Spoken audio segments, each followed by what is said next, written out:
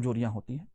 इसमें भी थी, अशोक में भी थी, महात्मा गांधी में भी है, और भी हैं, बुद्ध में भी हैं, अंबेडकर में भी हैं। सब में कुछ ना कुछ कमजोरियां हैं।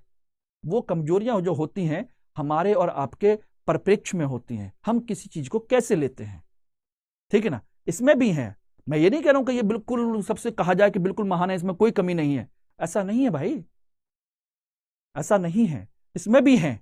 लेकिन फिर भी राजनीतिक दृष्टिकोण से, एक शासक के दृष्टिकोण से महान से कम भी नहीं है, ये समझ लीजिएगा, ठीक है ना। सांस्कृतिक नीति, आर्थिक नीति, ये सारी चीजें क्लियर हो गई, धार्मिक नीति, ये सारी चीजें इसकी क्लियर हो चुकी है, ठीक। इसका मतलब यह हुआ कि इसने इन सारी नीतियों के माध्यम से न केवल अपने साम्राज्य को जीरो से उठाया, न केवल उठा करके उसको विस्तार दिया, बल्कि अपने बाहर और अंदर चारों तरफ से उसको मजबूत किया, सुरक्षित रखा, और उसमें रहने वाले लोगों को, सभी को यह विश्वास दिलाया कि मैं केवल किसी एक वर्ग विशेष या किसी भी एक धर्म विशेष का शासक नहीं हूं, मेरे लिए सारी जनता एक जैसी है, सबके लिए मैं एक जैसी नीतियां बनाऊंगा। बस ध्यान रखिएगा, वो अलग बात है कि मैं इस्लाम को फॉलो करता हूं, मैं एक इस विशेष धर्म को फॉलो करता हूं। सेम यही चीज अशोक ने भी कही थी। अशोक का जो व्यक्तिगत धर्म है वो बौद्ध धर्म है, लेकिन जब उसने पूरे सभी लोगों के लिए अच्छी नीतियों की बात की तो उसने धम्म नीति को चलाया। धम्म नीति उसकी, ध्यान रखिएगा, उसकी बौद्ध धर्म की नीति नहीं है। धम्म नीति में सभी धर्मों के अच्छे विचारों का संग्रह था, लोगों के कल्याण की बातें थी उसमें, बात समझिएगा। उसी तरीके से इसने दीन इलाही को एक नया रूप देने की कोशिश की, सभी अच्छे धर्मों के विचारों को लेकर के, उसमें भी इसी तरह की चीजें थी। ध्यान रखना, अच्छे विचारों का एक संग्रह था दीन इलाही में, जो इसने शुरू किया सभी लोगों के लिए, ठीक है। वो अलग बात है कि लोगों को समझ में नहीं आया या वो उसको सही ढंग से लोगों को समझा नहीं पाया। अशोक ने बस यही किया था, उसने अपनी धम्म नीति को समझाने के लिए अधिकारी नियुक्त किया और लोगों को घर घर जाकर के समझाने की कोशिश की, और उसको न केवल अपने देश में बल्कि विदेशों में भी उस नीति का प्रचार प्रसार किया। अशोक ने जितना किया अकबर उतना नहीं कर पाया, बस एक बड़ा साम्राज्य बनाया इसने, इसमें कोई शक नहीं है। साम्राज्य को सुरक्षित रखने की कोशिश की, और यही वजह है कि साम्राज्य इतने लंबे समय तक चलता भी रहा। अन्यथा कोई भी दूसरे वर्ग का व्यक्ति आता, इनको मार करके, हटा करके एक नया राज्य, नया वंश बना देता, जैसे दिल्ली सल्तनत में हुआ, 5 वंश बने, सोचिएगा। और यहां से लेकर के 1857 तक एक ही वंश रहा है, चाहे शासक कमजोर रहा हो या शासक मजबूत रहा हो। किसी ने इतनी हिम्मत नहीं की कि शासक को मार करके उसकी जगह पर खुद शासक बन जाए। हालांकि कुछ लोगों ने शासक को मार करके इन्हीं के वंश के दूसरे व्यक्ति को तो बिठाया, लेकिन खुद बैठने की हिम्मत नहीं की। ओके, तो इसने इस तरह का साम्राज्य बना दिया जो वर्तमान के साथ साथ भविष्य की पीढ़ियों के लिए भी था। क्या आपको नहीं लगता कि हमारा देश, हमारा समाज, हमारी व्यवस्था भी इसी तरह की होनी चाहिए, जिसमें सभी धर्म के लोगों को बराबर का मौका मिले, किसी के साथ कोई भी भेदभाव ना करे, कोई भी हो। इसी को धर्मनिरपेक्ष कहा जाता है। होना चाहिए कि नहीं होना चाहिए? यही हमारे संविधान में भी है, और काफी हद तक अकबर ने भी यही करने की कोशिश की। काफी हद तक, मैं ये नहीं कह रहा हूं कि 100%, लेकिन काफी हद तक कोशिश की। अब खुद सोचिएगा कि उसे हम महान कह सकते हैं या नहीं, ये आप डिसाइड करिएगा। Everybody, it is okay? बात समझ में आ गया कि नहीं आ गया? तो आज मैंने जो अभी टॉपिक डिस्कस किया है, इसमें ध्यान रखिएगा, मैंने कोई भी उसमें फैक्ट डिस्कस नहीं किया है, बल्कि क्या किया है, कंसेप्ट पे बात की है, क्योंकि टॉपिक ही कंसेप्ट का है, फैक्ट का नहीं है कहीं पर भी।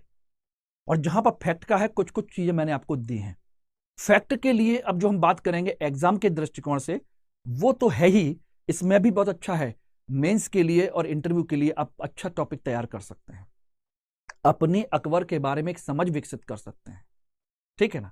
बाकी जो चीजें हैं हम देखेंगे एक एक करके, सारी चीजें जो हैं एक एक करके उसकी सारी चीजों के बारे में हम चर्चा करेंगे कि उसका आरंभिक जीवन कैसा था, उसने साम्राज्य विस्तार कैसे कैसे किया, राजपूत नीति कहाँ किस प्रकार और क्यों लागू की थी, राजत्व सिद्धांत की खास बातें क्या है, मनसबदारी नीति क्या है, धार्मिक नीति क्या है, सांस्कृतिक विकास क्या है।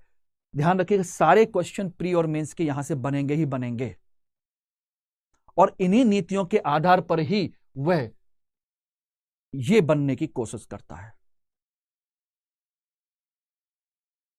ओके, क्लियर हो गया या ना। तो किस तरीके से इसको हम आगे बढ़ाएंगे, ठीक। अब आरंभिक जीवन के बारे में हम अच्छे से जानते हैं कि मैंने आपको कहानी बताई थी। आरंभिक जीवन में ध्यान रखिएगा उसका जीवन बहुत अच्छा नहीं रहा। जब पैदा हुआ तो पिता नहीं था, जब पिता मिले तो वो पिता के साथ रह नहीं पाया, उसके पिता मर गए, ठीक है। कुछ समय तक वो बैरम खां के अंडर में रहा, यानी कि 1556 से पूर्व वो कैसा था समझ लीजिए कि बिल्कुल पिता के बिना रहना शुरू किया उसने, जगह जगह पड़ा रहा, कभी किसी के यहां कभी किसी के यहां कभी किसी के यहां, संघर्षपूर्ण जीवन था उसका। इतना होने के बाद आप अगर इतना बड़े शासक बन जाएं तो ये समझ लीजिए कि आपने बहुत अच्छा काम किया है, कुछ ना कुछ। 1556 से लेकर के 1560 तक ये बैरम खां के संरक्षण में रहा, बैरम खां के संरक्षण में। 1560 से लेकर के 62 तक ये माहम अंगा, या इसी को हम पेटीकोट गवर्नमेंट कहते हैं क्योंकि महिलाओं का शासन था, पेटीकोट गवर्नमेंट भी कहते हैं, इनके अंडर में रहा। 2 साल महिलाओं का प्रभाव बहुत ज्यादा रहा इसके ऊपर, 2 से 3 साल तक। उसके बाद इसने अपना शासनकाल शुरू किया था, यानी कि चौथे चरण में 1562 के बाद इसने अपना शासन शुरू किया था। सोचिएगा, बिल्कुल जीरो से उठ करके संघर्षपूर्ण जीवन बिता करके धीरे धीरे करके उसने बहुत बड़ा साम्राज्य स्थापित किया, और अंतिम विजय उसने कहां पर की थी, असीरगढ़ के किले की। दक्कन में एक असीरगढ़ का किला है, खानदेश के क्षेत्र में पड़ता है, वहां पर उसने विजय की और उसके बाद फ्री हो गया। 1605 में मृत्यु भी हो गई, ठीक है ना। ध्यान रखिएगा इस बीच में उसने बहुत कुछ किया। साम्राज्य विस्तार देखेंगे तो ये देखिए, ये मैंने बताई दी आपको, ये है साम्राज्य विस्तार का कंसेप्ट। ये आप देखेंगे तो इतना बड़ा साम्राज्य उसने बनाया है। उड़ीसा, बंगाल, बिहार, पूरा नेपाल का तराई क्षेत्र से लेकर कश्मीर, काबुल, कंधार, थट्टा, ये पूरा पाकिस्तान, अफगानिस्तान, गुजरात, ये रहा खानदेश से लेकर के बरार से लेकर के ये पूरा, ये इतना बड़ा क्षेत्र है। ये गोंडवाना का क्षेत्र है जो मैंने बताया था कि रानी दुर्गावती के नेतृत्व में बाद में इसको छोड़ दिया गया था, उसने उसके वंशज को बिल्कुल फ्री कर दिया था कि ठीक है आप संभालिए, कोई दिक्कत नहीं है, उसको छोड़ दिया गया था। इतना बड़ा साम्राज्य उसने स्थापित किया जिसमें पूरा राजपूताना, पूरा सब कुछ। इनमें ध्यान रखिएगा राजपूताना का जो क्षेत्र है, ध्यान रखना, यह साम्राज्य अधीनता तो स्वीकार करता है लेकिन है वो राजपूत राजाओं के अंडर में ही। ये इतना बड़ा साम्राज्य इसने स्थापित किया। अब इसमें ध्यान रखिएगा कौन कौन से युद्ध किए, कैसे कैसे युद्ध किए, इसकी बहुत ज्यादा आवश्यकता आपको यूपीएससी के लिए नहीं है। बाकी जो जरूरत है वो हम बात करेंगे उसकी राजपूत नीति, उसकी धार्मिक नीति, उसकी मनसबदारी प्रणाली, इन सब के बारे में चर्चा करेंगे और एक एक करके टॉपिक उठाएंगे, इकट्ठे नहीं, हम एक एक करके टॉपिक उठाएंगे, उसके सारे पॉइंट प्री और मेंस दोनों के डिस्कस करेंगे आपके साथ में। आज मैंने सिर्फ इतना ही डिस्कस करने की कोशिश की है कि कैसे वो एक महान शासक बन सकता है, ठीक है ना। अब हम उसके एक एक करके टॉपिक उठाएंगे, यानी कि हम कल से टॉपिक उठाएंगे अकबर और अकबर की धार्मिक नीति उठाएंगे। अकबर और अकबर की धार्मिक नीति, क्या अकबर एक धर्मनिरपेक्ष शासक था? क्या अकबर एक महान साम्राज्य निर्माता था? क्या अकबर की जो राजत्व सिद्धांत है वो कैसा था? अकबर की मनसबदारी प्रणाली क्या वास्तव में उसके प्रशासनिक सुदृढ़ीकरण के लिए लाभदायी थी या नहीं थी? तो एक एक करके सारी नीतियों को उठाएंगे, एक दिन में एक टॉपिक आराम से, चाहे आधा घंटा हो, 1 घंटा हो, 1.5 घंटा हो, जितना भी हो, उसमें प्री और मेंस सारे टॉपिक को हम डिस्कस करेंगे। ओके दोस्तों, तो आज के लिए हम इतना रखते हैं और इसमें कल से हम उस